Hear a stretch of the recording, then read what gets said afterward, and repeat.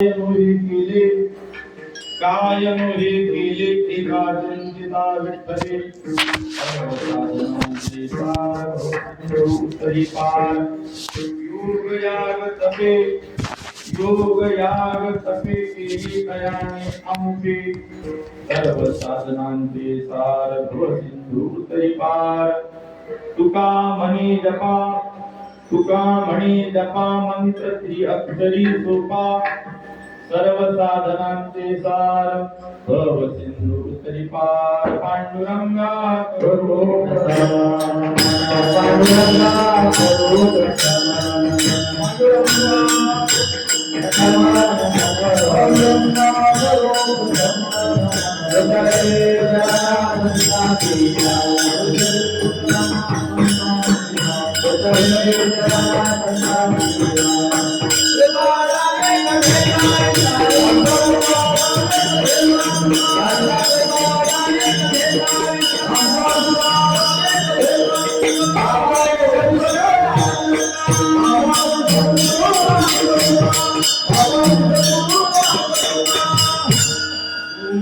ज्ञानेश्वरा करुणा कळादया तुमचा अनुग्रहात रूपावण घालू चराचरी नमो सद्गुरु तुकया ज्ञान दीपा नमो सद्गुरु सच्चिदानंद रूपा नमो सद्गुरु भक्त कल्याण मूर्ती नमो सद्गुरु भास्करा पूर्ण कीर्ती दयांचे क्रिया स्मरण भोज सकळ विद्यांचे अधिकरण श्री शिवंदु श्री चरण श्री गुरूंचे नमस्कार मुनियाचा संपाद्य ज्ञानंच विदाय भक्ती विलोकितो येन समाधिराय वैराग्यवंतं विचारयुक्तं नमामि ध्रुवं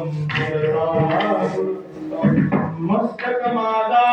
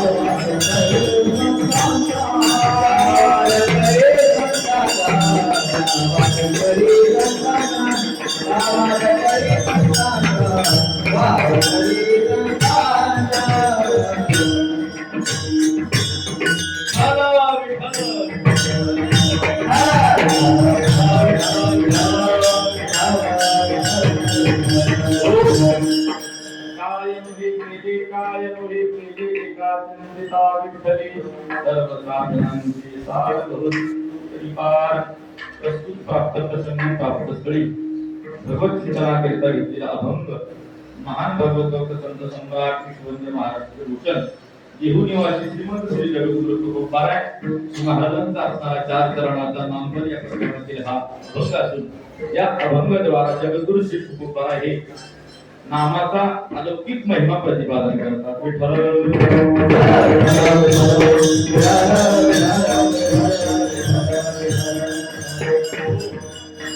सेवेला सुरुवात करण्यापूर्वी अल्पतात्पर्य हालणे अगत्य आहे.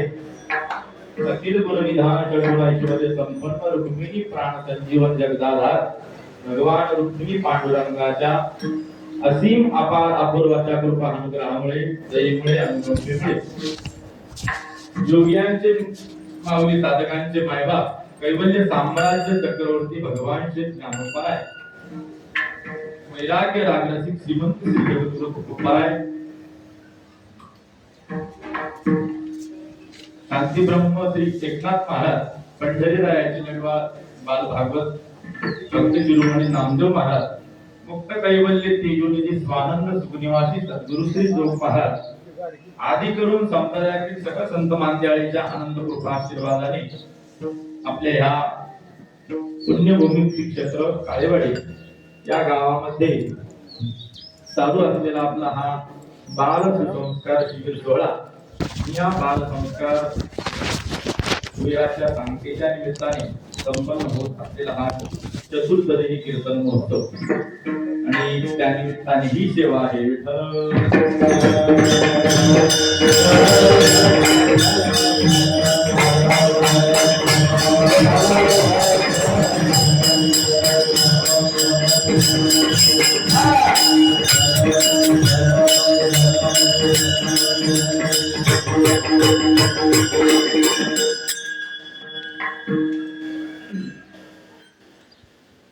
आपल्या या पुण्यभूमीमध्ये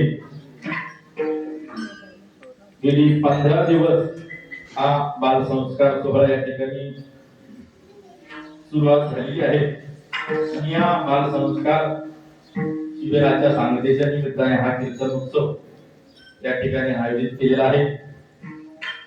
आपल्या असणाऱ्या या गावचे भूमिपुत्र आणि आमचे असणारे गुरुवर्य श्री हरिभक्तीपरायण गाथामूर्ती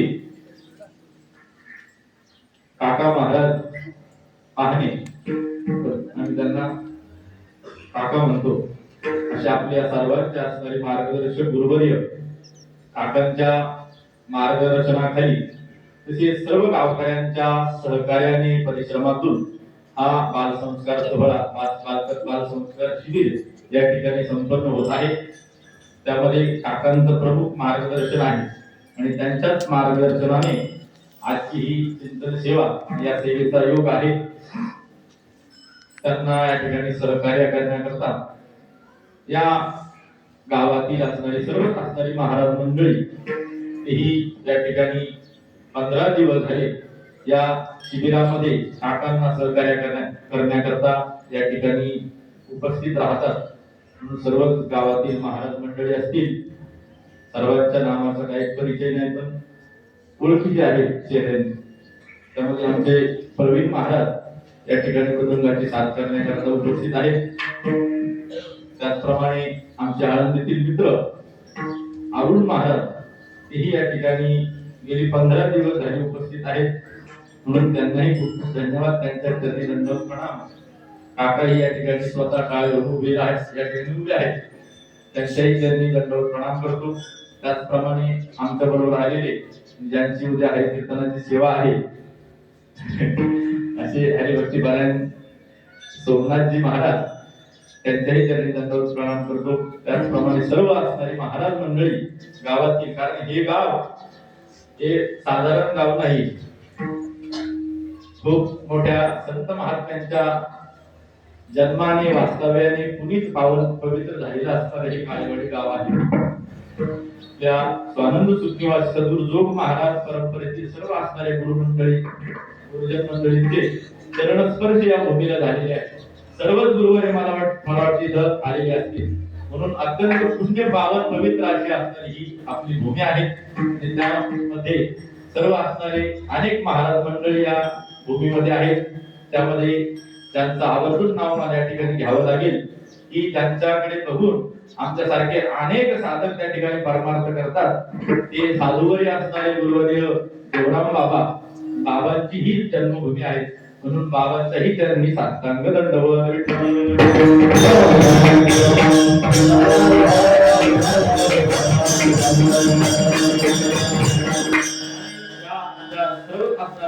साधू संतांच्या महाराज मंडळीच्या आशीर्वादाने सहकार्याने तुमच्या सर्व गावकऱ्यांच्या अनमोल अशा सहकार्यातून हे बाल संस्कार शिबिर संपन्न झालेलं आहे. गेली 15 दिवस या ठिकाणी हे सर्व लहान असणारी बालक या ठिकाणी ज्ञानार्जन करीत आहेत. चांगले शिक्षणाचे धडे त्या ठिकाणी ती गिरवत आहेत. त्यामध्ये गावकऱ्यांचं खूप मोठं सहकार्य आहे. गावकऱ्यांच्या सहकार्याशिवाय हे शक्य नाही. कारण शिबिर करायचं म्हटल्यावर तिथं पहिली गोष्ट आली अन्नदानाची. अन्नदानाचा महत्वाचा भाग गावकऱ्यांनी या ठिकाणी उचलल्यामुळे हे बाकीचं सर्व कार्य करणं त्या ठिकाणी शक्य होतं. म्हणून गावकऱ्यांना त्यावेळी तेवढे धन्यवाद थोडे आहेत. कारण पंक्तीचं मोठं असणारं नियोजन असतं. सगळं त्याच्यामध्ये सकाळची पंगत, दुपारची सकाळचा नाश्ता, दुपारची पंगत, संध्याकाळचं जेवण. आवाजी शिबिर होतं आपलं निवासी अवश्य असं असणार शिबिर आणि काय हे लहान लेकरं सांभाळणं म्हणजे काय सोपी गोष्ट नाही. खूप जोखमीचं काम असतं. तर आमचं तिकडे शिबिर चालू आहे 5 चालू आहे त्याच्यामुळे आम्हाला माहिती आहे हे सोपं काम नाही. पण एक काहीतरी आपण गावाचं देणं लागतो, समाजाचं देणं लागतो या असणाऱ्या भावनेतून काकांचा हा शिबिराचा उपक्रम अनेक वर्षापासून आपल्या गावामध्ये चालू आहे. त्याच्या त्यांचा नवीन एक उपक्रम चालू गेल्या वर्षभरापासून आहे. तो म्हणजे संप्रदाय प्रचारार्थ मासिक उपासना उपक्रम. त्यांचं वर्षभरापासून शिबिर चालूच आहे. एक एक गावामध्ये एक महिना, तेही निस्वार्थ निष्काम भावनेने. ज्या गावामध्ये परमार्थाचा गंधही नाही अशा गावामधील मुलांना जमा करायचं आणि त्यांना आध्यात्मिक ज्ञानाबरोबर त्या समाजात जगत असताना कसं जगायचं याचे संस्कार काका अनेक गावांमध्ये जाऊन देतात. त्याला जवळजवळ 1 वर्ष झालेलं आहे. खूप मोठा असणारा तो उपक्रम आहे. त्या उपक्रमाचं माझ्यासारख्या सामान्य व्यक्तीने वर्णन करावं एवढा तो उपक्रम लहान नाही. खूप मोठा असणारं ते कार्य आहे. एक दिवस असंच सर काकांना मी विचारलं हे तुमचा उपक्रम चालू आहे कसं कसं काय काय अनुभव आहे तुम्हाला. काका म्हटले वर्षभरामध्ये हजारो कीर्तन करणं वेगळं आहे आणि हे असणारे उपक्रम करणं हे वेगळं आहे. हजारो कीर्तन करून हजारो कीर्तन जरी केली तरी या उपक्रमाची बरोबरी होऊ शकत नाही असा त्यांचा अनुभव आहे. म्हणून खूप असणारं समाधान त्याच्यातून त्यांना मिळतं आणि अजून जवळजवळ 1 वर्ष त्यांचे हे उपक्रम चालणार आहे. बरोबर 1 वर्ष 2 वर्षाचा त्यांचा हा संकल्प आहे. त्यातले मला वाटतं 11-12 महिने झाले असतील, 12-13 महिने झाले असतील आणि आता अजून 11-12 त्यांचं जर म्हणत आलं तर अजून पुढे ते करतील. भगवंताची इच्छा त्यांची इच्छा जर असेल तर अजून ते उपक्रमामध्ये वाढ करतील आणि गावोगाव असणारी ही बाल संस्काराची धडे त्यांची देण्याचं काम चालूच आहे. पण आपल्या गावामध्येही हा असणारा उन्हाळ्याचा मुलांचा सुट्टीचा काळ अनाठाई जाण्यापेक्षा त्यांना काहीतरी संस्कार लाभावे या पवित्र अशा उद्देशाने त्या बाल संस्काराचं शिबिर या ठिकाणी त्यांनी आयोजित केलं आणि त्याला प्रतिसादही खूप मोठ्या प्रमाणात मला या ठिकाणी दिसून येतो. जवळजवळ 100-125च्या वर विद्यार्थी दिसतात. 70-80 मुलं आहे वाटतं आणि 40-45 मुली विमोर असतात.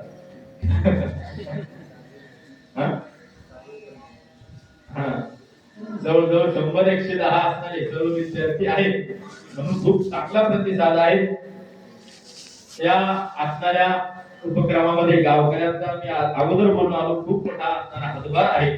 तुम्ही जर या ठिकाणी मुलांना पाठवलंच नाही तर हे शिबिर होऊ शकत नाही. म्हणून तुम्हाला त्यावेळी तेवढे धन्यवाद आहे. तुम्ही सर्व धन्यवादास पात्र आहात. सर्व मुलांचे असणारे माता पिता तुम्ही सर्व आभारास धन्यवादास स्वागतास तुम्ही सर्व पात्र आहात. कारण अशी परिस्थिती आहे सध्याचा हा विचित्र काळ आहे. मुलं जर परमार्थाला लागली किंवा मुलं मंदिरात मठामध्ये जायला लागली ते आता या काळामध्ये आई वडिलांना ते फारसं आवडत नाही. मुलं परमार्थ करायला लागली मंदिरात जायला लागली तर त्यांच्या माता पित्यांना ह्या गोष्टी आवडत नाही. म्हणून ते चिंता करतात. त्यांना वाटतं हे जर पोरं आपलं घरदार सोडून हे मठ मंदिरात जर जायला लागली तर मग आपलं कसं व्हायचं. पुढे चालून जर हे यांच्या नादी लागून या जोगड्यांच्या नादी लागून जर हे बुवा महाराज जर झाले मग आपल्याकडून कोण पाहिजे याची चिंता या मायबापांना त्यांच्या आई वडिलांना राहते. म्हणून ते काय करतात ते या मुलांना सांगतात, त्यांना भीती दाखवतात. तिथं जाऊ नका, तिथं काय आहे तिथं बागुलबा आहे तो तुम्हाला घेऊन जाईल. हे मी नाही सांगत, महाराजांचा अभंग आहे. महाराज म्हणतात माय बाप करी चिंता तोर नायके सांगता नको जाऊ देवळाशी नेतो बागोल लोकाशी.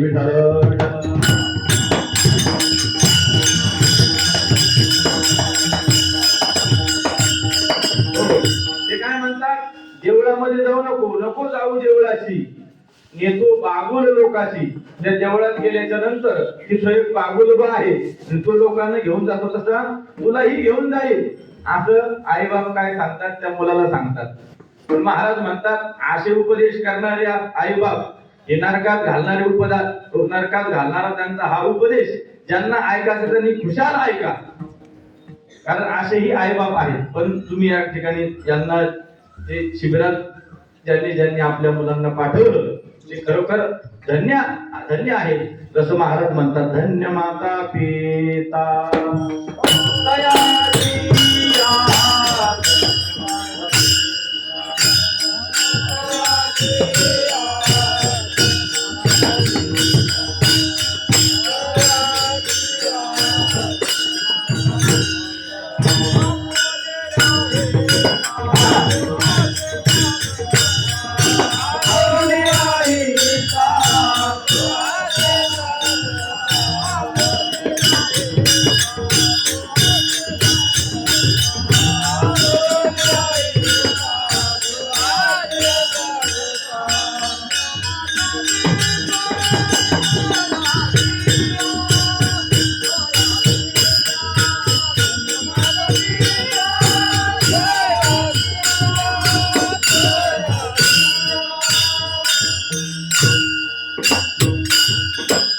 आपुल्या हितालो असे जागता, धन्य माता पिता तयाच्या.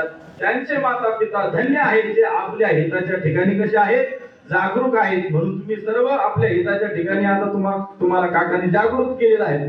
म्हणून तुमचे सर्व असणारे मायबाप त्या ठिकाणी धन्य आहेत. म्हणून तुम्हाला सर्व असणाऱ्या माता पालकांना द्यावे तेवढे धन्यवाद थोडे आहेत. असणारे हे बाल संस्कार शिबिर आहे. काळ त्या ठिकाणी जो सध्याचा काळ आहे तो खूप विचित्र काळ आहे आणि म्हणून या काळामध्ये बाल संस्कार शिबिराची अत्यंत गरज आहे. काळाची ती गरज बनलेली आहे. कारण हे असणारं आधुनिक युग, वैज्ञानिक युग आणि या युगामध्ये मोबाईलचा अति वापर, त्याचप्रमाणे असणारा घरातला आपला टीव्ही, त्या टीव्हीच्या अति वापरामुळे मुलांमध्ये अनेक वाईट संस्कार, अनेक असणाऱ्या वाईट सवयी त्यांच्यामध्ये जडत आहेत. आणि हे जर आपल्याला ते थांबवायचं असेल तर ह्या बाल संस्कार शिबिराशिवाय पर्याय नाही. कारण ह्याच वयामध्ये हे मुलांवर संस्कार चांगले होत असतात. एकदा ते हातातून गेले, हाताच्या बाहेर गेले तर मग काही उपयोग होत नाही, मग पश्चाताप करण्याची पाळी येते. म्हणून जोपर्यंत हे बाल आहेत, लहान आहेत, तोपर्यंत त्यांच्यावर संस्कार होऊ शकतात. एकदा का ते मोठे झाले मग ते कोणाचंही ऐकत नाही, मग ते कोणाच्याच बापाचं ऐकत नाही, कोणाच्याच नाही, त्यांच्याही बापाचं ऐकत नाही. विठ्ठल हे लहान मुलं म्हणजे मातीचा गोळा आहे. मातीच्या गोळ्याला आपण जसा आकार देऊ तसं ते असणारा आकार घेत असतं. किंवा जशी एखादी ओल्या झाडाची काडी असेल, त्या काडीला आपण जसा वाकवण्याचा प्रयत्न करू तशी ती काडी वागते. आणि एकदा का ती काडी वाळल्यानंतर तिला किती आपण वाकवण्याचा प्रयत्न केला तर ती वागते का? नाही. वागते का मुलांनो? काडी वागते का? काडी वाकत नाही. मग काय होती? मोडते पण वाकत नाही. विठ्ठल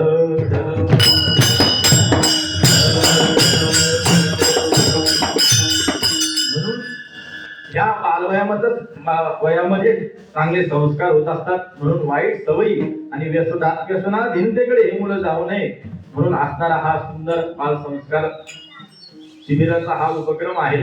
कारण सध्याचा हा काळ अत्यंत विचित्र आहे. नीतिमूल्य ही ढासळत चाललेली आहे. सहज प्रवृत्ती म्हणजे नीती असा समज लोकांचा झालेला आहे. आपल्या मनाला येईल तसं वागणं, स्वैराचाराने वागणं, स्वैर वागणं, यालाच लोकांनी नीती असं नाव दिलेलं आहे. म्हणून नीतीचे जे मूल्य आहे, नीतीचे जे तत्व आहेत, नियम आहेत, सध्या बदललेले आपल्याला दिसत आहेत. बरोबर एक त्यासाठी उदाहरण सांगत असतात. एका श्रीमंत माणसाच्या घरी मेजवानी होती, जेवणाची पंगत होती. त्याचा असणारा अभिष्ट चिंतन सोहळा, वाढदिवस होता आणि म्हणून त्यांनी सर्व असणाऱ्या गावाला, कारण मोठ्या श्रीमंताची असणारी श्रीमंत ती पार्टी होती, श्रीमंत मनुष्य तो होता. मग त्याचे असणारे सर्व मित्रमंडळी, श्रीमंत, उच्च गुरु, पैशावाले असणारे लोक सर्व त्यांनी त्या उत्सवाकरता त्या ठिकाणी आमंत्रित केलेले होते. आणि त्या उत्सवामध्ये सर्व एकत्रित झाल्याच्या नंतर जेवणाची पंगत झाली, सर्व काही झालं, लोक गप्पा मारू लागले. त्यातच एक त्या ठिकाणी घटना घडली. घटना अशी घडली, तिथे एक श्रीमंत बाई आलेली होती आणि महिला मंडळी म्हणलं की त्यांना सोन्याचं काय असतं, खूप आकर्षण असतं, चांगले चांगले सोनं गळ्यामध्ये घालून जायचं आणि ते मिरवायचं, नाही का? असं मिरवायची, मी ही अमुक माळ घातली, मी अमुक माळ घातली, मोहन माळ घातली, चपला हार घातला, बोट हार घातला, हे दाखवायचं. महिलांचं काय असते, आता फॅड झालेलं आहे, म्हणून त्या बाईने चांगलं खूप मोठं सोन्याचं काहीतरी गळ्यामध्ये घातलेलं होतं आणि ते असणारा अलंकार त्या बाईचा त्या गर्दीमध्ये कोणीतरी चोरला. चोरल्यानंतर ती असणारी महिला त्या यजमानाकडे गेली, ज्याचा वाढदिवस होता, ज्यांनी पंगत ठेवलेली होती, त्याच्याकडे ती गेली आणि त्या असणाऱ्या माणसाला ती म्हणू लागली की माझा अत्यंत बहुमोल किमतीचा सुवर्णाचा हार चोरीला गेलेला आहे, मग तुम्ही कृपा करून जर स्टेजवर जा आणि तिथं लोकांना सांगा की ज्यांनी कोणी तो हार चोरलेला आहे तो हार तुम्ही आमचा आम्हाला आणून द्या, असं त्या बाईने सांगितलं. आणि तो असणारा सद्ग्रस्त तिथं स्टेजवर गेला आणि माईकवर तो म्हणू लागला की असणारा हा सुंदर असा कार्यक्रम आपण या ठिकाणी आयोजित केलेला आहे. आपण सर्व प्रतिष्ठित लोक आहात, उच्चभ्रू आहात, श्रीमंत आहात आणि आपल्या या अशा सर्व लोकांमध्ये एका माता माऊलीचा सोन्याचा हार या ठिकाणी चोरीला गेलेला आहे. ही काही सभ्यतेची गोष्ट नाही, शोभनीय गोष्ट नाही. एवढ्या श्रीमंत लोकांमध्ये एखाद्या महिलेचा हार चोरीला जाणं ही चांगली गोष्ट नाही. म्हणून ज्याने कोणी तो हार चोरला असेल, तो हार आम्ही इथे समोर एक वाटी ठेवतो म्हणे, चांदीची वाटी. काय ठेवतो? चांदीची वाटी ठेवतो म्हणे. आणि काय करतो, 5 मिनिटाकरता हे सर्व लाईट दिवे बंद करतो म्हणे. आणि मग ज्याने कोणी तो हार घेतला असेल तर त्याने तो हार त्या वाटेमध्ये आणून ठेवा. आणि लाईट बंद केल्यामुळे कोणी ठेवला, मग ही असणारी गोष्ट ही काय होईल, गुपित राहील, कोणी समजणार नाही चोर कोण आहे. म्हणून 5 मिनिटं त्या ठिकाणी लाईट सुद्धा बंद केले, दिवे बंद केले आणि त्यांनी सांगितलं की तुम्ही इथं हार ठेवून द्या. तुम्हाला काय वाटतं बरं, हार परत आला असेल का? हार परत आला नाही, जी वाटी ठेवली होती ती वाटी सुद्धा गायब झाली. विठ्ठल विठ्ठल.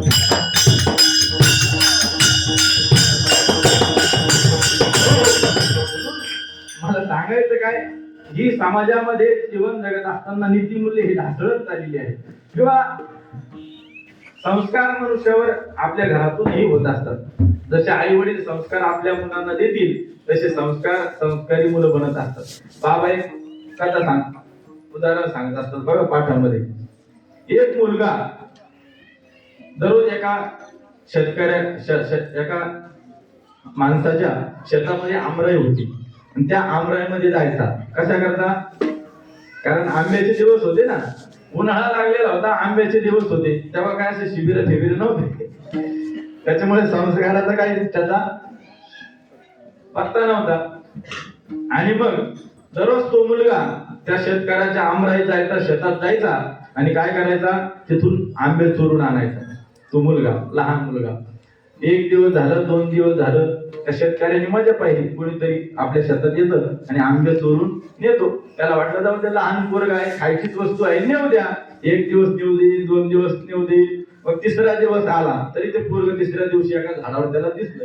त्याने त्याला वरूनच खाली वाढलं फार पडत. काय रे म्हणे, कोणाचा आहे तू? त्याने त्याच्या बापाचं नाव सांगितलं, आम्ही आमका पाटलाचा अमुक अमुक सपूत आहे म्हणे, असं सांगितलं. चाल म्हणे, तुला मी तुझ्या आता बापाकडेच घेऊन जातो, म्हणजे तुझ्या वडिलाकडेच घेऊन जातो, त्याला तुझं नाव सांगतो म्हणे. काय करतो म्हणे तुझा बाप, कुठे राहतो? ते म्हणे असं असं. त्याने सांगितलं त्याचं नाव. कुठे आहे म्हणे तू? ते म्हणे हे काय माझे पप्पा त्या पलीकडच्या झाडावर म्हणे, ते तिकडे आंबे चोरतात म्हणे. आता असं तुम्ही सांगा मला, असे जर वडील असे पिता असतील तर त्या मुलावर काय संस्कार करू शकतील बरं? ते मुलगा जर बापच जर चोर असला, पोर काय शाहू निघणार आहे का? पोर सुद्धा चोरीच करणार. विठ्ठल.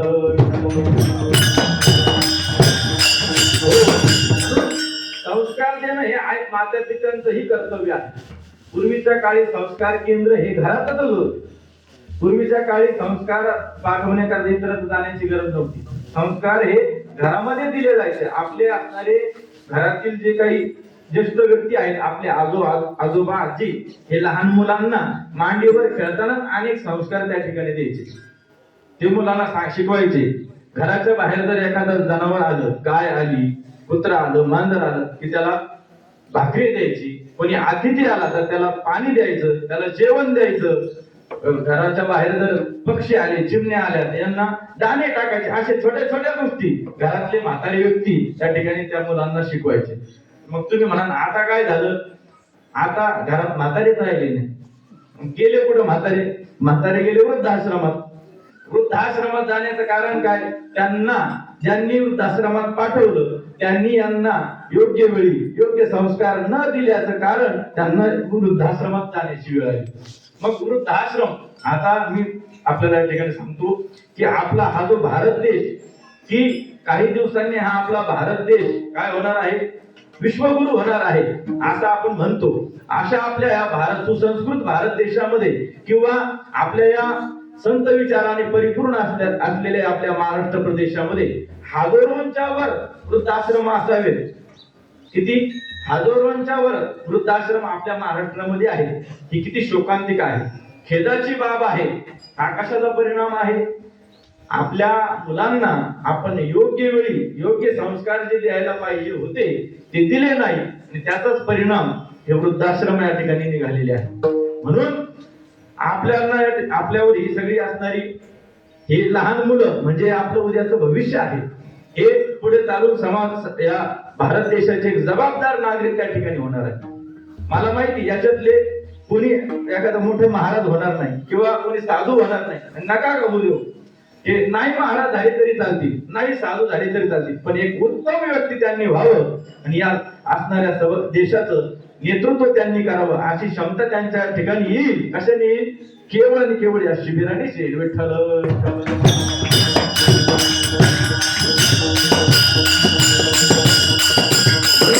ही बालसंस्कार शिबिराची असणारी संकल्पना या ठिकाणी गेली 15 दिवसापासून चालू आहे. तो असणारा हा स्तुत्य उपक्रम आहे आणि या शिबिराच्या सांगतेच्या निमित्ताने ही असणारी सेवा माझ्यासारख्या एका सामान्य विद्यार्थ्याला प्राप्त झालेली आहे. हा काकांचा आमच्यावर असलेला स्नेह आहे, प्रेम आहे. ते आमच्यावर प्रेम करतात म्हणून त्यांनी ते नेहमी म्हणत असतात आमचं नाव पाहणे आहेत म्हणजे आमच्या नजरेतून कोणी सुटत. मग त्यांना वाटलं हे तरी कसे आपल्या नजरेतून सुटावे म्हणून त्यांनी आम्हाला इथं असं ओढून आणलेलं आहे. म्हणून त्या निमित्ताने असणारा हा सेवेचा योग आहे. सेवेकरता जो अभंग घेतलेला आहे तो जगद्गुरु श्री तुकोबारायांचा आहे. नामपर प्रकरणातील हा अभंग आहे आणि या अभंगातून जगद्गुरु श्री तुकोबाराय नामाचा महिमा प्रतिपादन करतात. शिबिराला सुरुवात होऊन 15 दिवस झालेले आहेत, पण आपला हा जो कीर्तनाचा उत्सव आहे तो आजपासून सुरू झाला. म्हणून मला वाटलं सद्मंगलाचरण घडावं, भगवंताच्या नामाचं काहीतरी माहिम्य या ठिकाणी वर्णिलं जावं म्हणून या अभंगाचा प्रपंच. विठ्ठल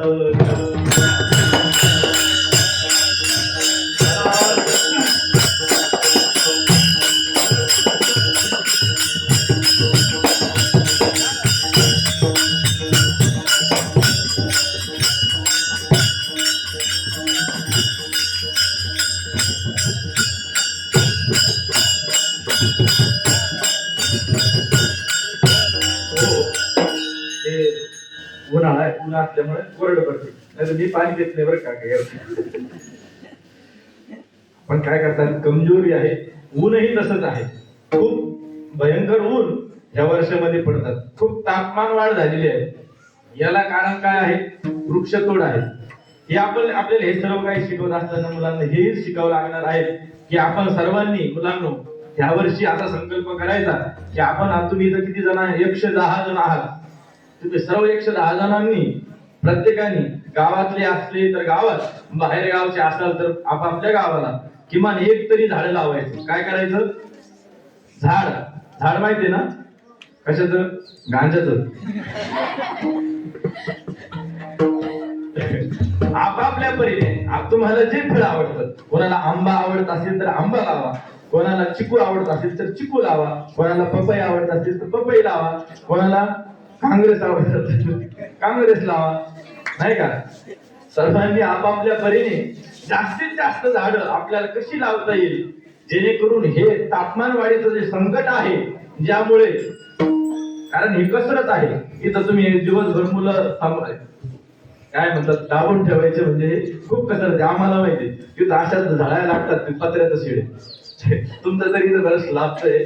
आमच्या तिथं पत्र्याचं शेड आहे. हे इकडून गरम झालं, पाण्याचा पत्ता नाही त्या गावामध्ये.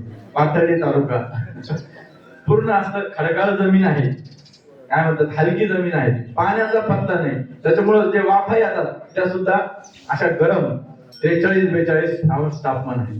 म्हणून हे जर आपल्याला सर्व थांबवायचं असेल तर आपण प्रत्येकाने वृक्ष लागवड केली पाहिजे.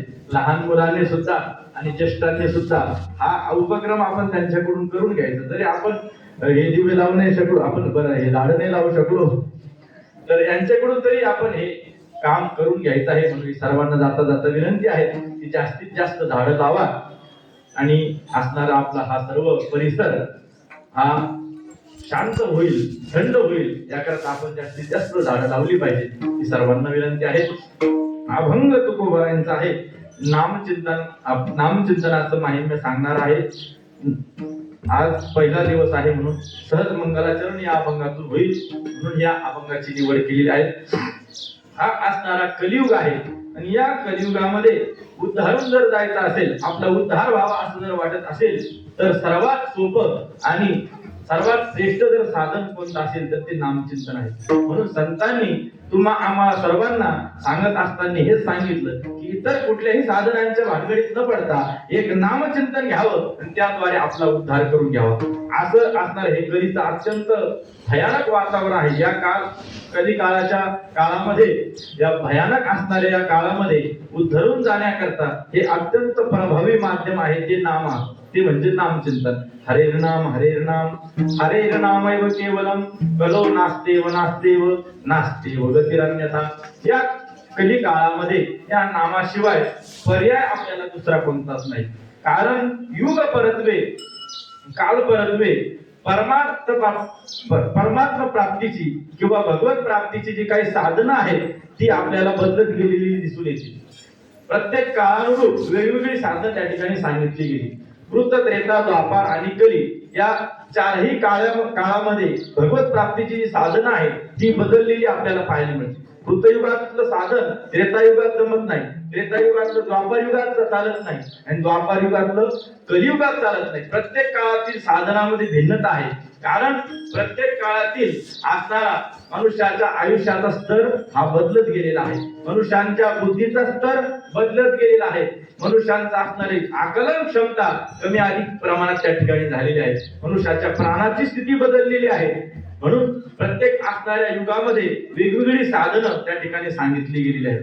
आपण जर कृतयुगाचा जर विचार केला तर कृतयुगातील मनुष्याचं आयुष्य होतं 1,00,000 वर्षाचं. किती? 1,00,000 वर्ष त्या ठिकाणी मनुष्य जगायचा. म्हणून विश्वामित्रासारखी महर्षी यांनी 60,000 वर्ष पर्यंत असणारी तपश्चर्या त्या ठिकाणी सहजपणे केली. किती? 60,000 वर्ष.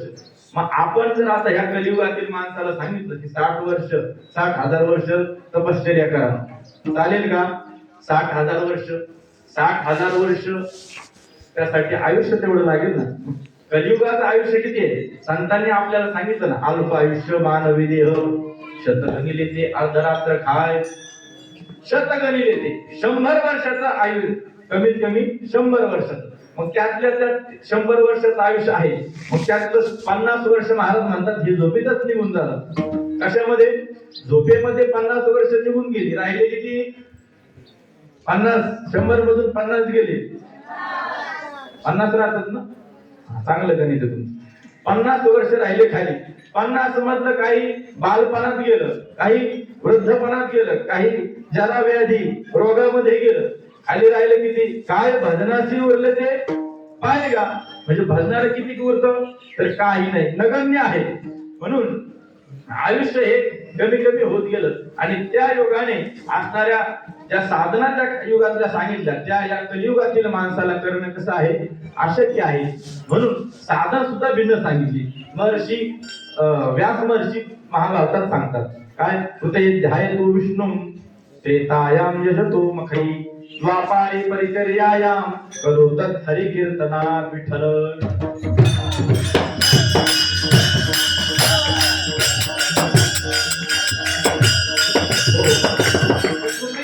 साधना सांगितली ती साधना म्हणजे ध्यान. ध्यानाने त्या काळातील लोक भगवंताची भगवत प्राप्ती करून घेत होते. मग ध्यान करायचं म्हटलं तर चित्त अंतकरण हे शुद्ध असावं लागतं.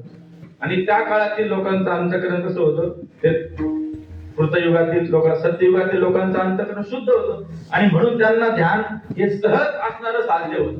ध्यान ते करू शकत होते. पण आपण ह्या कलिकालाचा जर विचार करू गेलो तर या कलियुगातील मनुष्याचं अंतकरण एवढं फारसं काय नाही, शुद्ध आपल्याला सापडत नाही. कारण अंतकरणामध्ये अनेक प्रकारचे विकार आहेत. काम, क्रोध, लोभ, मद, मत्सर, अहंकार इत्यादी विकार असणाऱ्या विकारांनी हे आपलं अंतकरण अगोदरच भरलेलं आहे. ते भरलेलं असल्यामुळे कारण ध्यान करायचं म्हटलं की त्या ठिकाणी परमात्मा हा आपल्या अंतकरणात साठवावा लागतो, धारण करावा लागतो.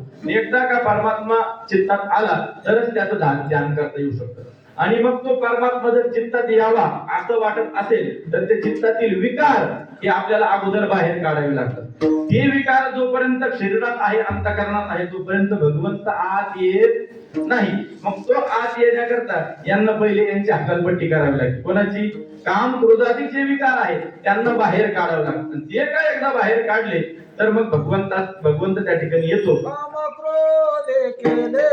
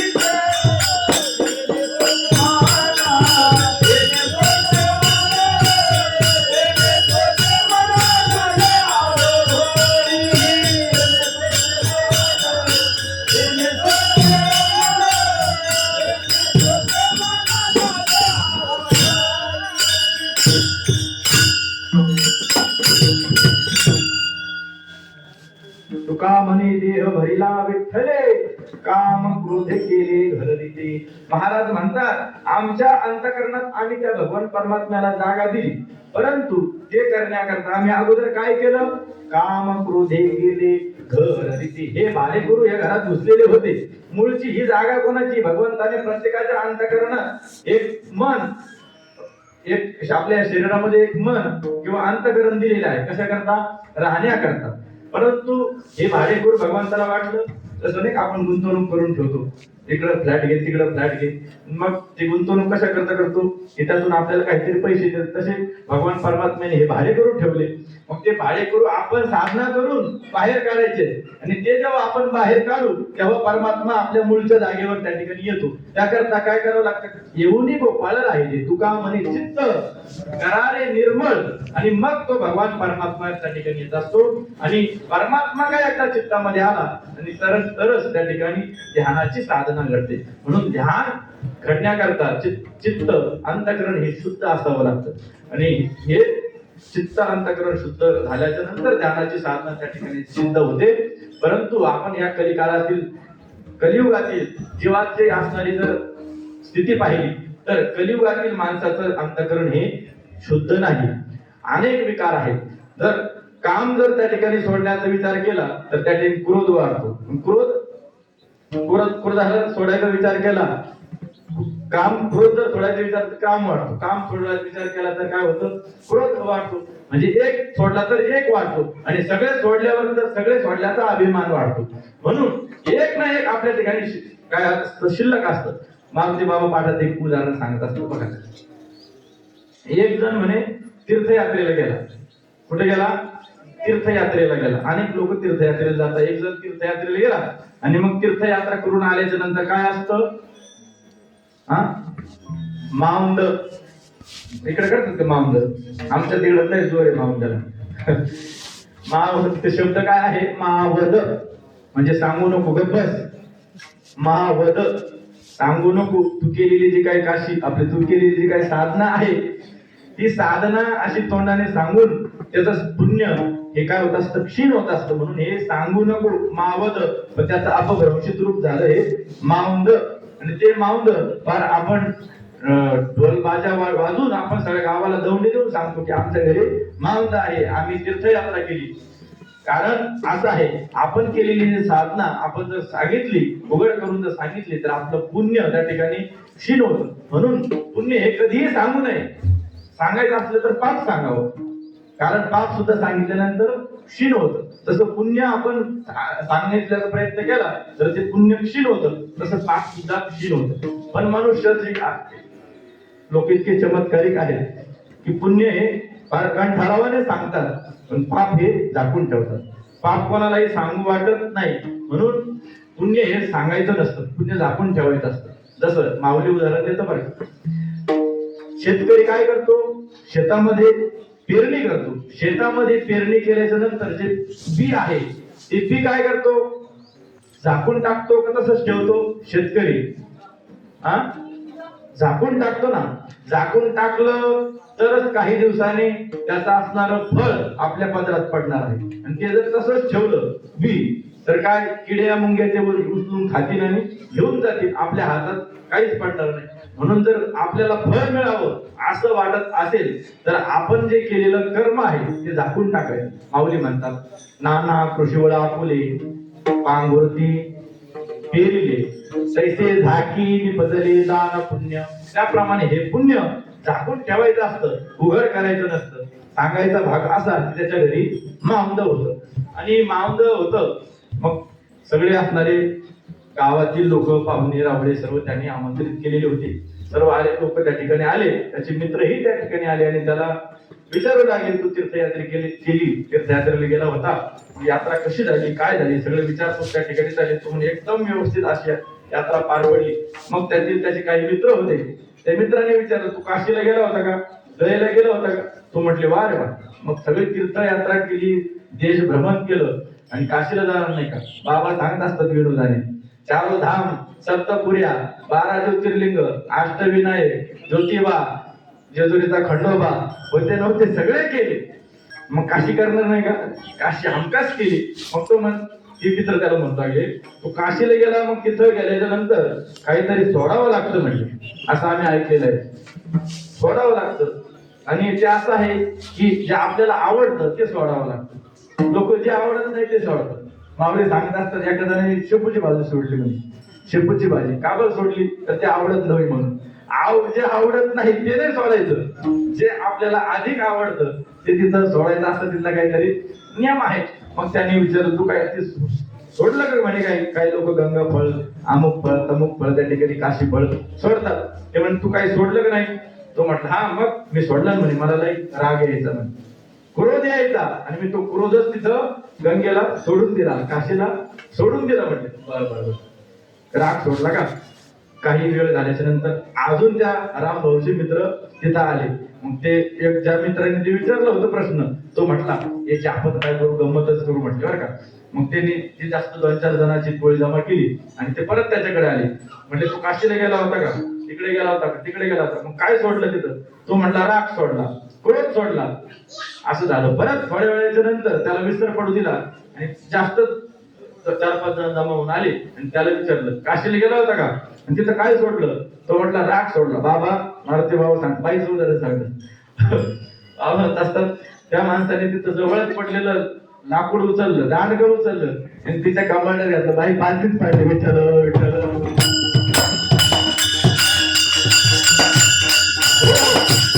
काय विचारतो म्हणे, एकदा सांगितलं ना राग सोडला. हे कसं सांगतोय? एकदम रागाने लाल बुंद झाला आणि मग त्याला सांगतो राग सोडला. हे असं राग सोडणं याला सोडणं म्हणतात का? म्हणून कलियुगातील माणसाचं अंतःकरण हे शुद्ध नाही आणि शुद्ध नसल्यामुळे कलियुगातील माणसाकडून ध्यान ही साधना होऊ शकत नाही. म्हणून ध्यान हे साधन कलियुगातील माणसाला सांगून चालत नाही. पुढे आलं कृत त्रेतायुग. त्रेतायुगामध्ये सांगितलं यज्ञाने ते लोक त्या काळातील लोक भगवंताची प्राप्ती करून घेत होते. आता यज्ञासारखं जे साधन आहे ते साधन सांगून कलियुगातील माणसाला जमेल का? कारण यज्ञ साधना करण्याकरता खूप मोठा असणार काय जसं प्रत्येक साधनाचे अधिकारी सांगितलेले आहे. जसं ज्ञानाचा अधिकारी आहे, कर्माचा अधिकारी, तसं यज्ञ म्हणजे कर्म असतात, कर्म आहे. कर्माचा अधिकारी त्यामध्ये 4 असणारे भाग आहेत. कर्म करण्याकरता त्या ठिकाणी काय असावं लागतं? कर्म करणार हा अर्थी असावा लागतो, कर्म करणार हा विद्वान असावा लागतो, कर्म करणार हा समर्थ असावा लागतो आणि कर्म करण्याचं स्वातंत्र्य त्याला शास्त्राने दिलेलं आहे, आज्ञा त्याला दिलेली असावी लागते. हे 4ही एका वेळेस जेव्हा घडून येतील तेव्हा तो कर्म करण्याच्या लायकीचा होतो. हा कर्मशास्त्राचा अधिकारी आहे. तसं ज्ञानशास्त्राचा अधिकारी तसा हा कर्मशास्त्राचा अधिकारी. मग आरती म्हणजे त्याला स्वतःहून इच्छा पाहिजे कशाची? कुठलंही कर्म करण्याची. आपले वडील करत होते त्यांची इच्छा आहे म्हणून आपण करायचं, असा अधिकारी त्या ठिकाणी चालत नाही. पुढे सांगितलं विद्वान पाहिजे. ते कुठलंही कर्म करायचं म्हटलं की त्या कर्माचं त्याला ज्ञान असावं लागतं. कुठलाही यज्ञ करायचं म्हणजे त्याला जो यजमान आहे त्याला ते ज्ञान असावं लागतं. आता आपण साधा सत्यनारायण शंकर महाराज सांगतात, साधा सत्यनारायण करायचं म्हटलं तरी आपल्याला त्याचं ज्ञान राहत नाही. आपल्याला दुसरा माणूस कोणतरी वेगळा माणूस त्या ठिकाणी बोलावा लागतो, ब्राह्मण. कशा करता? ती पूजा करण्याकरता. वास्तविक पाहता कर्मशास्त्र असं आहे, सत्यनारायण करायचा मग त्याचं ते सर्व असणार ते उपांग अंग उपांग त्याचं ज्ञान आपल्याला असावं लागतं. आपल्याला ते सर्व मंत्र आले पाहिजे आणि आपण ते मंत्र म्हणायचे आणि आपणच असणार ती पूजा करायची आणि त्याला साक्षी म्हणून दुसरा कोणी ब्राह्मण आपलं काही चुकतं का हे पाहण्यासाठी त्या ठिकाणी बोलवायचा असतो.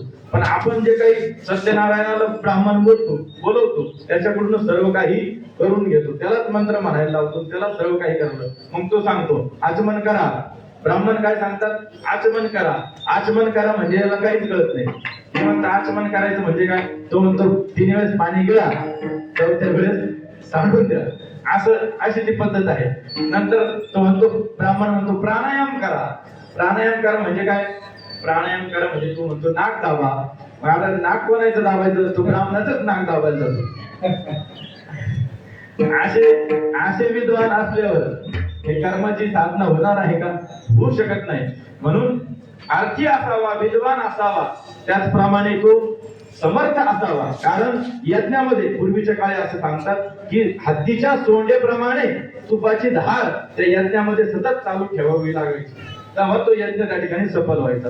आता मला सांगा, हत्तीच्या सोंडेप्रमाणे तुपाची धार यज्ञात चालू ठेवण्याकरता एवढं तूप आहे का आपल्याकडे? बाळ्याने जर होळीवर तूप मागितलं, बाळ्या म्हणतो आई तूप, आई म्हणते बाळ्या चूप. अशी परिस्थिती आहे. तेही गावरान गायचं तूप. आता सगळ्या जर्सीचाच बाजार तिकडं त्या जर्सीला काही कळत नाही. तिला म्हशीचं जरी वगैरे पिऊन गेलं तर ती म्हणते हा प्या, तेव्हा प्या.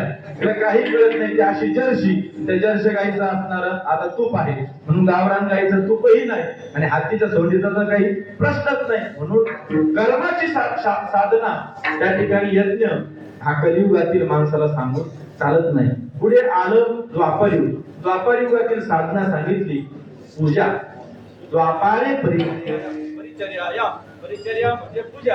आता पूजा करायची म्हणजे त्यासाठी शास्त्र असं सांगतं यथा देवे यथा देहे तथा देवे. जसं आपण शरीराला उपचार देतो, आपल्याला जसं 4 टाइम गिळायला लागतं, आपल्याला जेवायला लागतं, तसं देवाला सुद्धा दिलं पाहिजे. आपण देतो का देवाला? तसं आता उन्हाळ्याचे दिवस आहे, आपण 5-5 मिनिटाला पाणी पितो, तसं आपण देवाला पाणी पाजतो का? घ्यावं. दिवसातून कमी एकदा तरी घ्या तुम्ही. आम्ही दिवसभर आमची बाटली तोंडाला आहे, पण एकदा तरी आपण देवाला पाणी पाजतो का? नाही पाजत. एकदा का सकाळी काढले पाण्यातून. ते शंकर महाराज सांगत असतात एका घरी कामाचा प्रसंग आला, तिथं थांबल्याच्या नंतर त्या ग्रस्ताची म्हटले पूजा बघावं कशी पूजा चालू आहे. त्या बहादराने तामण घेतलं म्हणे मोठं आणि त्या देवाऱ्याला लावलं. आता ते देवाऱ्याने गेले कसे असे उंच नाही का, पायऱ्यांचे देवारे पायऱ्या. मग त्यांनी वरच्या पायरीला जे देव आहे त्याच्या मागून असा हात घातला होते आणि हे देव वाढायला सुरुवात केली खाली. तर त्या घागाळामध्ये अशी जर देवपूजा असेल ती साधना, ती पूजा, तिला पूजा म्हणता येईल का हो? तर देवाचा मान आहे का अवमान आहे? अवमान आहे. म्हणून कलियुगातील माणसाला पूजा हे साधन सांगून सुद्धा जमत नाही. मग कलियुगातील माणसाला सोपं साधन करता येण्यासारखं साधन संतांनी सांगितलं. ते कोणतं? कलियुगा माझी करणारे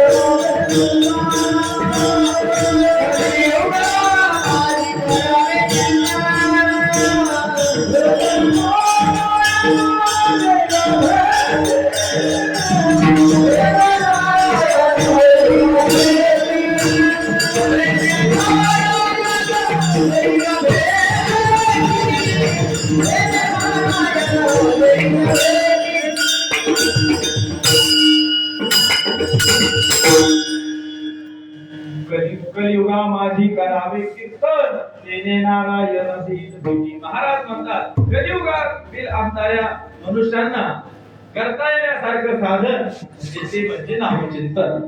नामचिंतन हे साधन असं आहे की ते कुणीही करू शकतं. सकळासी येथे आहे अधिकार कलियुगी उद्धार हरिनामी यारे यारे लहान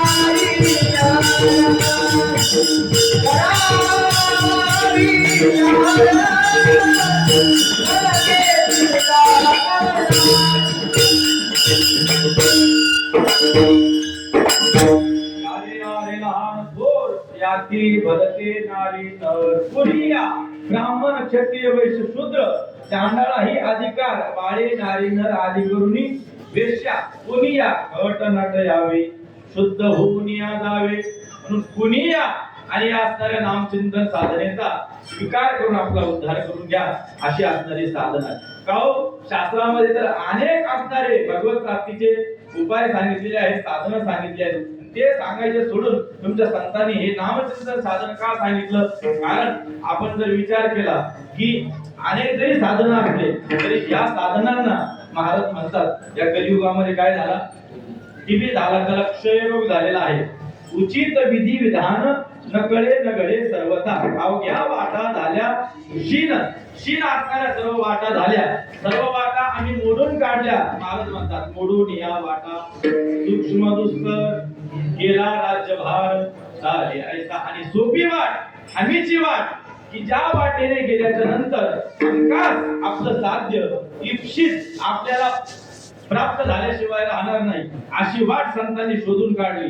ती म्हणजे नामचिंतनाची वाट की ज्या वाटेने गेल्याच्या नंतर खात्रीला एक त्या ठिकाणी आपल्याला आपलं साध्य परमात्मा मिळाल्याशिवाय राहणार नाही. तुका म्हणे तुम्ही चला याची वाटे भरोशेने भेटे पांडुरंग. अशी असणारी नामचिंतनाची वाट संत महात्म्याने आम्हाला दाखवली की ज्या वाटेने गेल्याच्या नंतर निश्चित आपल्याला परमात्मा भेटणार आहे. की ज्या वाटेचा सर्व संतांनी अंगीकार केला, सर्व संतांनी त्या वाटेचं सेवन केलं आणि सगळ्यांना सांगताना ते सांगितलं सेवितो हार वाटी तो अनिका अरे होऊ नका रानभरी. संतांनी ही वाट आम्हाला दाखवली का? तर त्यांनीही त्यांच्या जीवनामध्ये त्याच वाटेचा अवलंब केला. आपण ज्ञानोबरापासून निरोबरापर्यंत संतांचा विचार करा. त्यांनी हेच सांगितलं हरिमुखे म्हणा पुण्याची गणना पूर्ण करी. किंवा ज्ञानोबराय म्हणतात ना गाते श्रोते राणे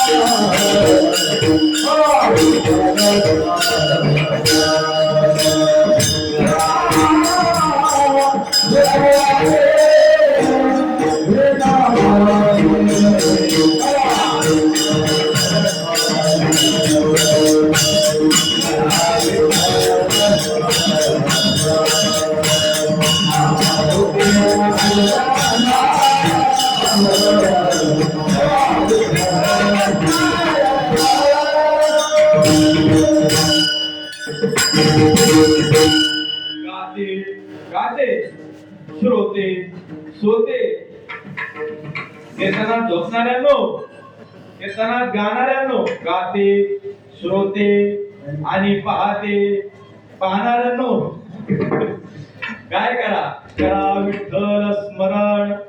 तुम्ही विठ्ठल विठ्ठल म्हणा असं कोणी सांगितलं? संतांनी सांगितलं. भगवंताने अनेक भगवान म्हणतात ना माझ्याकडे येण्याचे अनेक मार्ग आहेत उपायाची नाही मानी येते म्हणून पार्था पाहिजे प्रवेश व्हावा माझ्या काही उपायांची वाणी कमतरता नाही साधनांच्या. पण या साधना कशा आहे निश्चित भगवंतापर्यंत नेतील अशी काही खात्री नाही. नाना साधनांच्या केल्या खटपटा परित्या नवपवती व याच्या जाणवता जाता जाणीव झाली आटा योगाभ्यासे सिद्धी रोधिताची वाटाव अशा असणाऱ्या साधना आहेत त्या काय करतात मनुष्याला त्रास जास्त देतात फळ मिळेलच याची शाश्वती नाही पण त्रास हमखास होणार म्हणून संतांनी सोपी वाट सांगितली ती कोणती नामचिंतनाची ज्ञानोबरायांनी तेच सांगितलं जगद्गुरु तुकोबरायांचा जर विचार केला तुकोबराय काय म्हणतात सांगतो तुम्हासी भजाडे विठ्ठला काही तरी गेला जन्म वाया तुकोबराय जिकडे जातील तिकडे सांगायचे नामचिंतन करा विठ्ठल विठ्ठल म्हणा रामकृष्ण हरी म्हणा कधी कधी या देहाचं महत्व सांगून कधी कधी या युगाचं महत्व सांगून कधी कधी चिडून किती सांगू तरी कधी कधी पाया लागून या पाया विनवितो तुम्हाला काही बोला मुखी ना कधी पायाला लागून कधी विनंती करून कधी प्रार्थना करून तुकोबराय जिकडे जातील तिकडे तुकोबरायांचं जिकडे कीर्तन असेल तिकडे तेच काय करा विठ्ठल विठ्ठल म्हणा रामकृष्ण हरी म्हणा नामचिंतन करा मग असं बरेच ठिकाणी काही लोकांनी ऐकल्याच्या नंतर काही लोक तुकोबरायांकडे आली तुकोबरायांना म्हणू लागली तुम्ही तिकडे जाताल तिकडे हे सांगतात विठ्ठल विठ्ठल म्हणा नामचिंतन करा नामस्मरण करा मग विठ्ठल विठ्ठल म्हटल्याने ही जीभ नुसतीच नाचवल्याने काय होणार आहे असं विचारल्याच्या नंतर तुकोबराच्या लोकांना प्रतिप्रश्नातून उत्तर देतात तुकोबरा म्हणतात तुम्ही म्हणतात विठ्ठल विठ्ठल म्हटल्याने काय होणार आहे मी तुम्हाला विचारतो विठ्ठल विठ्ठल म्हटल्याने काय होणार नाही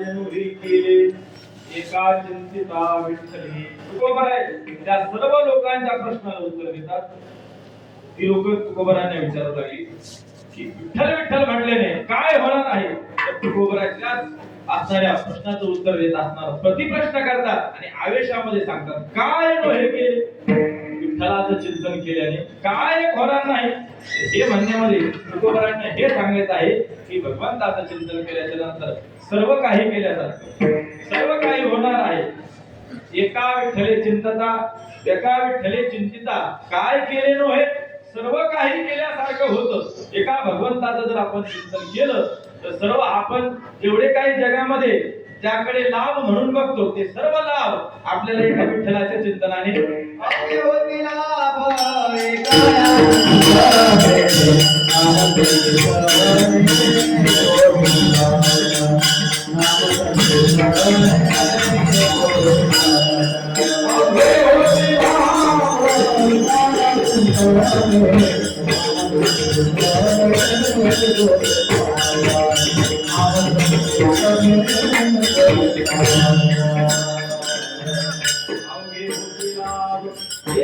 अवघे म्हणण्यामध्ये सर्व काही जगामध्ये जेवढे जेवढे काही लाभ म्हणून आहेत जे जे केल्यानंतर लाभ होतात जे कर्म केल्याच्या नंतर जे लाभ ज्याला लाभ आपण म्हणतो ते सर्वच्या सर्व लाभ एका नामचिंतनाच्या योगाने होतात असं महाराज म्हणतात अवघे होती लाभ एका या चिंतने नाम संकीर्तने गोविंदाच्या या गोविंदाच्या या पांडुरंगाचं जर आपण स्मरण केलं की अवघे लाभ या ठिकाणी आपल्याला प्राप्त होतात महाराज म्हणतात प्रसिद्ध अभंग आहे महाराजांचा. काय म्हणतात महाराज? न देखे काय न देखे ते देखे रवईला उगले नामया विठ्ठले कासिया न भेटन कळे ते कळू येईल उगले नामया विठ्ठले कासिया न भेटे ते भेटू येईल आपण कैसा चिंतन विठू आलं भेटू लाभ होईल आपण नाम म्हणजे कधी लाभाचे जो लाभ आपण कधीही पाहिला नाही तो लाभ आपल्याला प्राप्त होईल कधी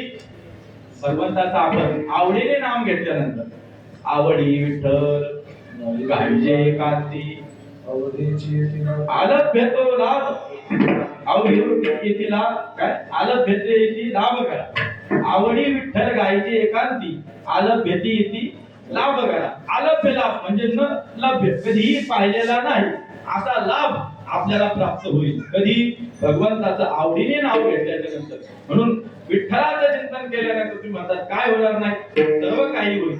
आपण जर विचार केला तर सर्वात मोठं असणार गोष्ट ही म्हणजे आपल्याला भगवंताचं चिंतन केल्याच्या नंतर पुण्य प्राप्ती होती. हरिमुखे म्हणा पुण्याची गणना कोण करी.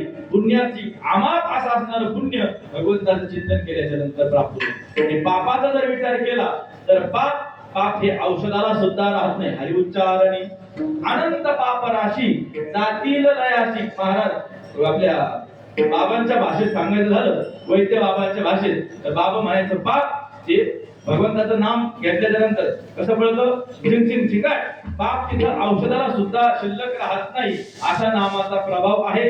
नामाचं सामर्थ्य आहे. पाप राहत नाही पुण्य आमाप त्या ठिकाणी प्राप्त होतं. अनेक लाभ त्या ठिकाणी नाम चिंतनाचे आपल्याला सांगता येतील पण आपल्याकडे वेळ आता जवळजवळ संपुष्टात आलेला आहे. म्हणून आपण हे लाभ आता परत सांगू कधीतरी. म्हणून असे असणारे लाभ एका नामचिंतनाच्या द्वारा आपल्याला प्राप्त करून घेता येतील. म्हणून तुकोबाराय म्हणतात काय नो हे केले एका चिंतिता या ठिकाणी शब्द आलेला आहे. चिंतिता चिंतन हा चित्ताचा धर्म आहे काय का. आपल्या अंतःकरणाचे चार असणाऱ्या वृत्त्याच्या चार भूमिका आहेत. एक आहे मन, दुसरी आहे बुद्धी, तिसरी आहे चित्त आणि चौथा आहे अहंकार. संकल्प विकल्प करणारे जे आहे त्याला म्हणतात मन.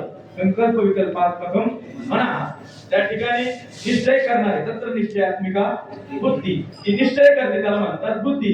आणि जे चिंतन करतं जे अनुसंधान राखण्याचं काम करतं त्याला म्हणतात चित्त. आणि जे अहंकार धारण करतं अभिमान धारण करतं त्याला म्हणतात अहंकार. अशा ज्या वृत्त्या आहेत त्यामधील एक वृत्ती जी चिंतन करते तिला म्हणतात चित्त. मग चिंतन पण चिंतन सुद्धा दोन प्रकारचं आहे. एक आहे आत्मचिंतन एक आहे अनात्मचिंतन. मग चिंतन कोणतं करायचं? आत्मचिंतन करायचं. अनात्मचिंतन करायचं नाही. अनात्म म्हणजे कोणतं? जड स्वरूपाचं संसाराचं चिंतन करायचं नाही. कसं आहे? अनात्मचिंतनम त्यक्त्वा कश्मलम दुःख कारणम. हे कश्मल आहे पाप स्वरूप आहे आणि दुःखाला कारणीभूत ठरणार आहे. मग चिंतन कोणाचं करायचं? तर चिंतन आत्मस्वरूपात म्हणजे परमात्म्याचं करायचं. ते कसं आहे? यन मुक्ती कारणम. ते मुक्तीला कारण आहे अशा असणारे भगवंताचं. आणि चिंतनाची फलश्रुती काय सांगतात? चिंतने तद्रूपता. आपण ज्याचं चिंतन करू आपण भगवान परमात्म्याचं विठ्ठलाचं जर चिंतन केलं तर स्वरूपता आपल्याला त्या ठिकाणी प्राप्त झाल्याशिवाय राहत नाही. आणि एकदा का भगवत स्वरूपता प्राप्त झाली तर ती आपली जीवनाची किती कर्तव्यता आहे. मग काही करायचं शिल्लक राहत नाही. हा हे चिंतनाचं फळ आहे. म्हणून तुकोबराय म्हणतात काय अनुभव केले एका चिंतिता विठ्ठले. तुकोबराय म्हटले की भगवंताचं एका विठ्ठलाचं जर चिंतन केलं तर सर्व काही केल्यासारखं होतं. हे सर्व काही केल्यासारखं होतं. हे कसं शक्य आहे? तर यासाठी तुकोबराय कारण देतात विधी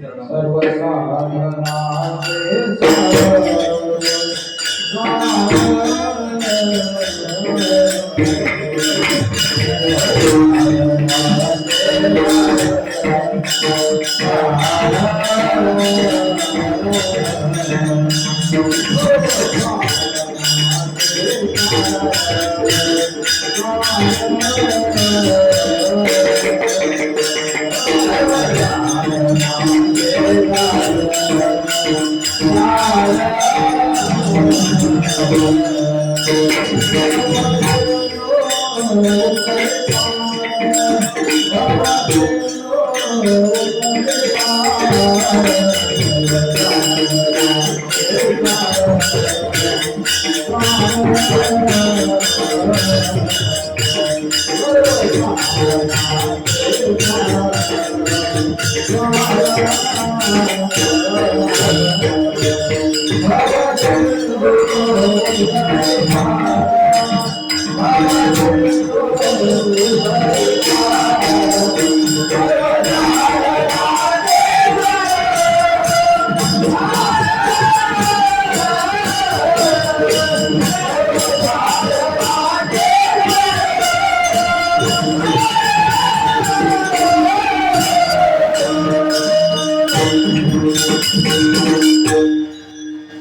सर्व साधनांचे सार भव सिंधू उतरे पार.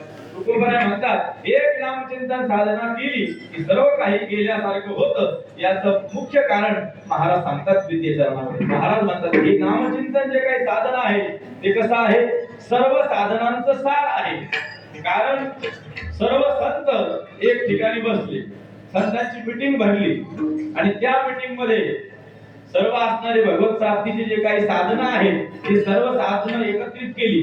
त्या सर्व साधना पुराण उपनिषद सर्व असणारे गीता सर्व वेद याच्यामधून सर्व असणारे भगवत प्राप्तीचे साधनं बाजूला काढली आणि त्या साधनामधून मग त्या साधनांची साधना करावायची कशी, त्या साधनामध्ये प्रतिबंध काय, दोष घडल्यास हानी काय, या सर्व गोष्टींचं त्या ठिकाणी परिशीलन करण्यात आलं. आणि त्यातून असं दिसून आलं की अन्य साधनामध्ये अनेक अंगाने न्यूनता आहे, कमतरता आहे. आणि या सर्व तपशिलामध्ये सर्वात श्रेष्ठ असं साधन जर कोणतं ठरलं असेल तर ते आहे नामचिंतन. संत एकांती वैसरे सर्व ही सिद्धांत शोधले, ज्ञान दृष्टी अवलोकली, सार काढले निवडून. संतांनी सारभूत साधन निवडून काढलं ते म्हणजे नामचिंतन. सार सार सार विठो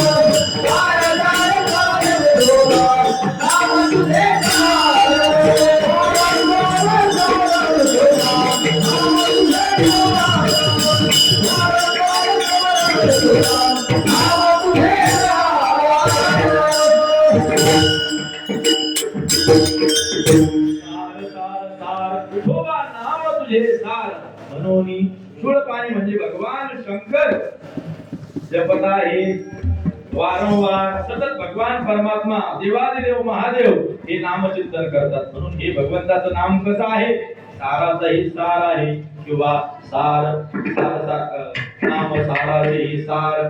शरणागत यमकिंकर भगवंताचं हे जे नामरूपी साधन आहे त्या सर्व साधनांचं सार आहे.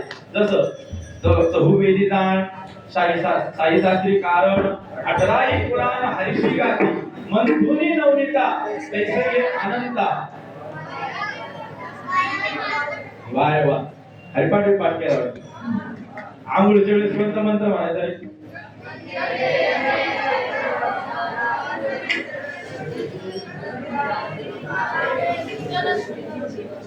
आणि जेवायच्या वेळेस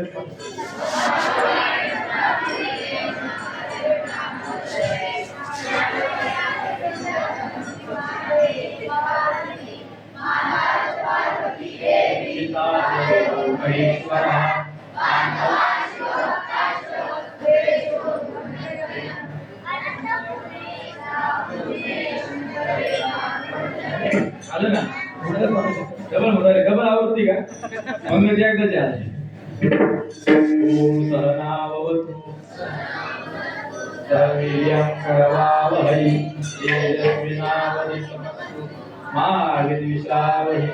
ओम बसा बोला पुंडलिक. हो आणि सकाळी उठल्याच्या नंतर धरणी मातेला वंदन करताना एक श्लोक म्हणतो आपण. अरे समुद्र वसने.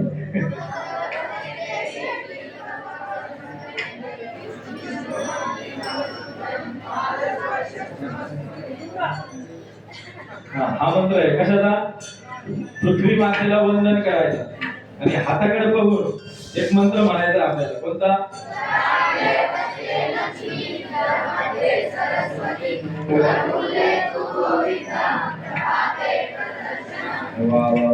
खूप बरेच श्लोक पाठ केले वाटतं तुम्ही. पहा, शिबिरात आल्याचा हा परिणाम आहे. तुमच्यात म्हणून दाखवा बरं माझ्या एखादा श्लोक. झोपायच्या टायमाला कोणता श्लोक म्हणतात? पुरुष मंडळी म्हणता काय एखादा?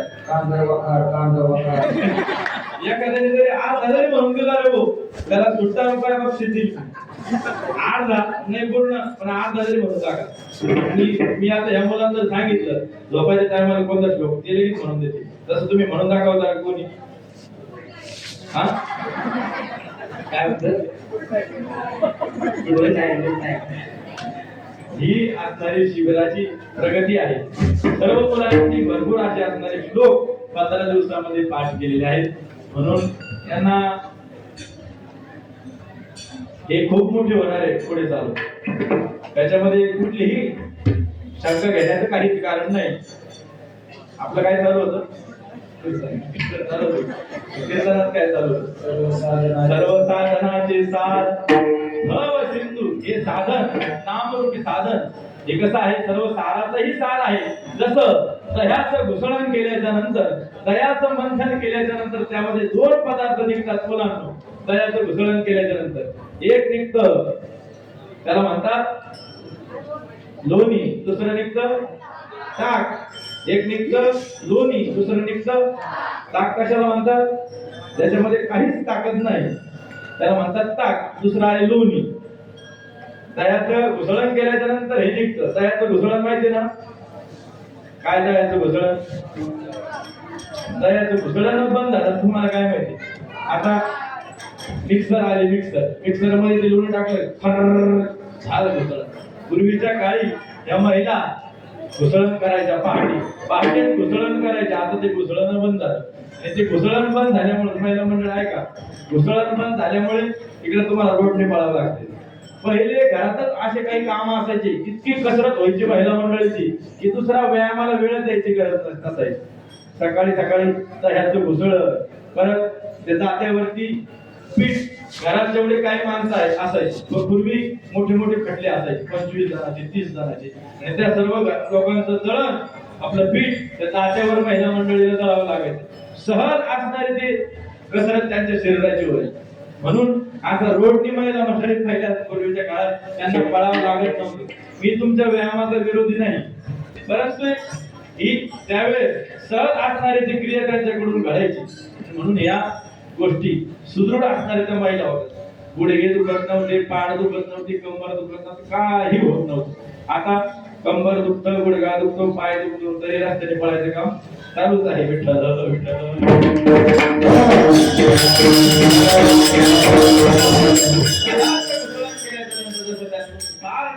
ते म्हणजे दोन्ही सदवत. या सर्व साधनांचं परिशीलन केल्याच्या नंतर जे सारभूत साधन निघालं ते म्हणजे नामचिंतन. हे नामचिंतन सारूपी साधन असल्यामुळे त्या साधनाच्या द्वारे सर्व काही गोष्टी प्राप्त होतात. त्यातील महत्वाचा लाभ महाराज सांगतात, भवसिंधू उतरी पार.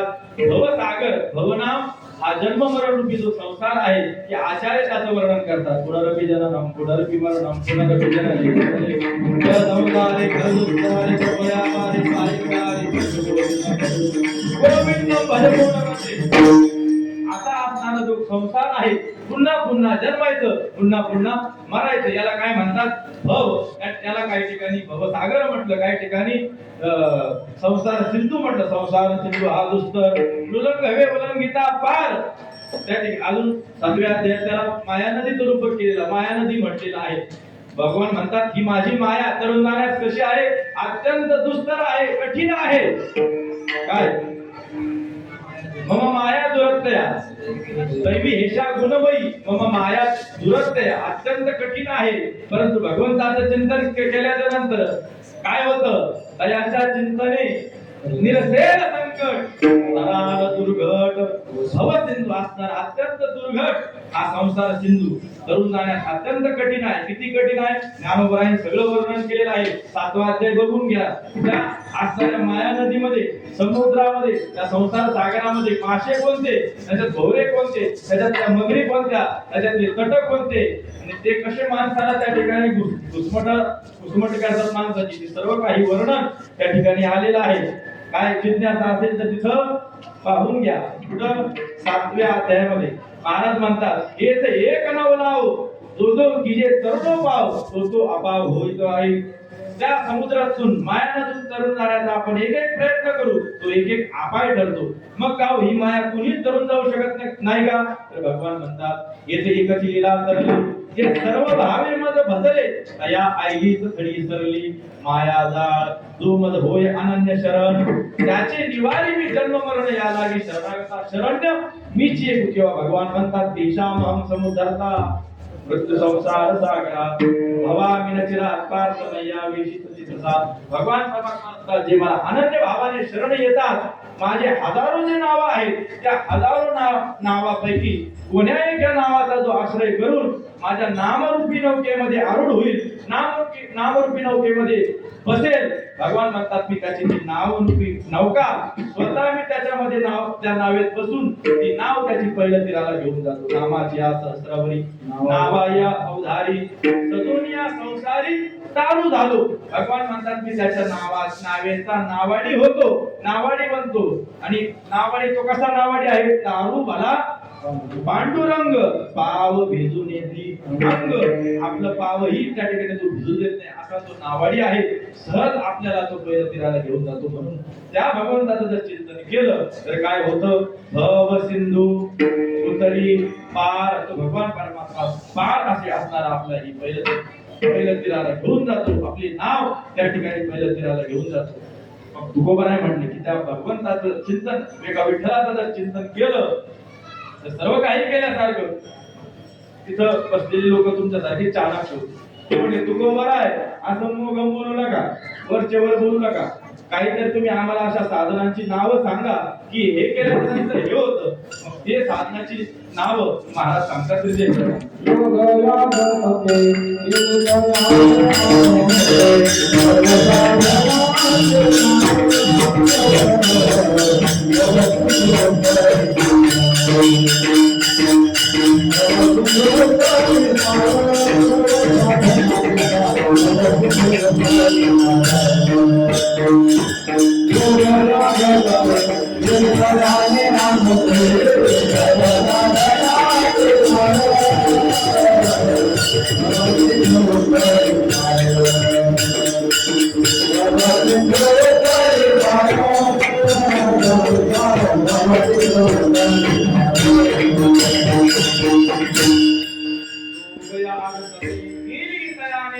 ज्याने आपल्या जीवनामध्ये नामचिंतन साधना केली, महाराज म्हणतात, त्यांनी अमाप असे योग केले, अमाप असे याग केले आणि अमाप असे तपाची साधना केली. कारण योग याग तप या साधनाने जे फल प्राप्त व्हायचं आहे ते फल सहज नामचिंतनाच्या द्वारा प्राप्त होतात. त्यामुळे महाराज म्हणतात, योग याग तपे केली तयाने अमुपे अमाप अमर्याद अशी असणारी त्यांनी ही सर्व साधना केली. मग असं असणार हे भगवंताचं नाम, ते नाम तुम्ही 8 तासाने गा असं तुकोबा सांगतात शेवटच्या चरणामध्ये.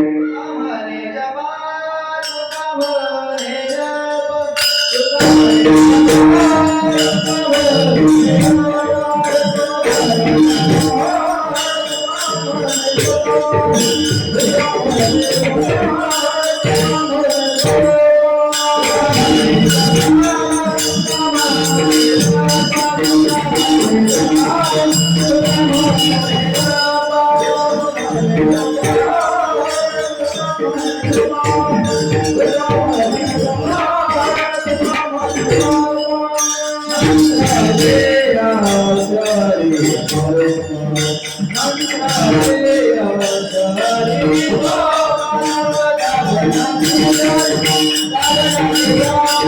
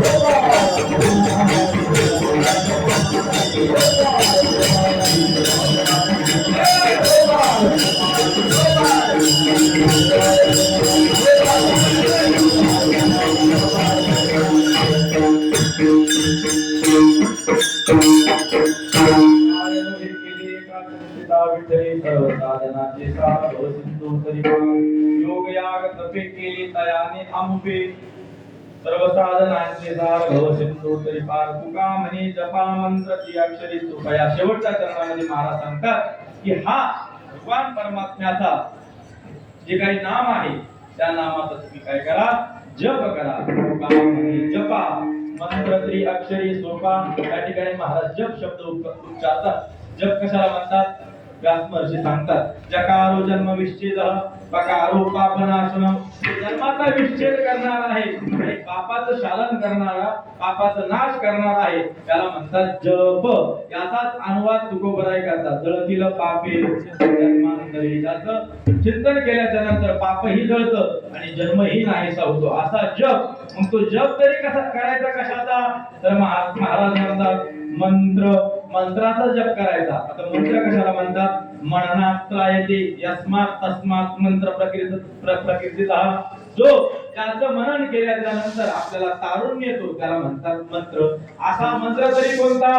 तर महाराज म्हणतात मंत्र त्रिअक्षरी, 3 अक्षराचा, जो पहिल्या चरणामध्ये सांगितला. काय नव्हे केले एका चिंतिता विठ्ठले. विठ्ठल नावाचा जो त्रिअक्षरी मंत्र आहे त्याचा तुम्ही जप करा. त्या विठ्ठल नामाची उत्पत्ती पद्मपुराणामध्ये विठ्ठल महात्म्यामध्ये आलेली आहे. महाराज म्हणतात विठ्ठल कशाला म्हणतात? विदा ज्ञानेन ठाण शून्या लाती गृह्णाती विठ्ठला. विदा, विद म्हणजे काय? ज्ञान. ठकार, ठकारचा अर्थ काय होतो? शून्य. म्हणजे जो ज्ञान शून्य आहे अर्थात अज्ञानी आहे अशांचाही जो स्वीकार करतो. लाती, लाती गृह्णाती म्हणजे स्वीकार करणे. ज्ञानी अज्ञानी जे आहे, ज्ञान शून्य जे आहे अशांचाही जो स्वीकार करतो असा असणारा विठ्ठल. त्याचा तुम्ही काय करा? त्या मंत्राचा, विठ्ठल नावाच्या मंत्राचा महाराज म्हणतात काय करा? जप करा. मंत्र त्रिअक्षरी. आणि हा मंत्र कसा आहे? अत्यंत सुलभ आहे, सोपा आहे. नाम संकीर्तन साधन सोपे. जळतील पापे जन्मांतर. अत्यंत सुलभ आहे. महाराज या ठिकाणी सोपा सांगतात. याआधी अवघडही मंत्र असले पाहिजे. म्हणून अनेक मंत्र कसे आहेत? अवघड आहे. ते अशोकच्या अवस्थेमध्ये जपल्यानंतर त्याचा दुष्परिणाम आपल्यावर होतो. महाराज म्हणतात मंत्र तळे थोडा तरी धडची होय वेळा. पण हा मंत्र असा आहे वाकुळे अबद्ध जैशा तैशा परी वाचे हरी हरी उच्चारावे. काय कशाचीच गरज नाही. न लगे आंघोळी, तोंड सुद्धा धुवायचं काम नाही. तुम्ही म्हणता आपल्या पथ्यावर पडलं आंघोळ करायला, पण महाराजांनी सांगितलं. त्याचा अर्थ असा आहे की आंघोळच केली पाहिजे असं काही नाही. आंघोळ होण्याच्या आधी आपण उठून बसतोच ना तास जागेवर. मग तेव्हा जरी आपण हा मंत्र जपला तरी काही अडचण नाही. मग जपून झाल्याच्या नंतर आंघोळ करा. आंघोळच करू नका याचा अर्थ असं नाही बरं का. नीट ऐका. आंघोळही करा. आंघोळ उन्हाळ्यात 2 टाइम केली पाहिजे. म्हणून असा हा मंत्र नाम जपतो. नाम जप यज्ञ तो परम बाधू न शके स्नानादी कर्म. नामे पावन धर्मा धर्म नामे परब्रह्म वेदाती. असा असणाऱ्या कुठल्याही प्रकारचा या मंत्र जपण्याकरता नियम नाही. कसाही जपा, असाल ते करा जे ते तुम्ही. जे काही काम करत असाल तिथे करा. भांडताना करा, काढताना करा, गाताना करा, खाताना करा. नामाचे चिंतन प्रकट पसारा, असाल ते करा जे ते तिथे. म्हणून तुकोबराय म्हणतात, तुका म्हणे जपा मंत्र त्रिअक्षरी सोपा. असा सोपा विठ्ठला त्रिअक्षरी असणारा हा विठ्ठल नावाचा मंत्र, त्या मंत्राचा तुम्ही जप करा आणि त्या योगाने सर्व असणारं आपलं हे दुःख, जे भवसागराचं दुःख आहे, ते आपण सर्वांनी या नाममंत्राच्या द्वारा आपण घालवायचं आहे आणि त्या भगवंताचं नामचिंतन आपण करायचं आहे. असो झालेली ही सेवा, थोडकी मोठी सेवा या ठिकाणी आपल्याला आपला वेळ झालेला आहे. म्हणून ही सेवा भगवत चरणी अर्पण करत असताना आज या ठिकाणी सर्व काळेवाडीकर ग्रामस्थ सेवेकरता उपस्थित आहेत. सर्व गावातील महाराज मंडळी सर्वांच्या चरणी जाता जाता पुनश्च एकदा नतमस्तक होतो. सर्वांच्या चरणी दंडवत प्रणाम करतो. झालेली सेवा भगवान परमात्म्याच्या चरणी अर्पण करून आलेल्या या ठिकाणी पूर्ण विराम. ज्ञानेश्वर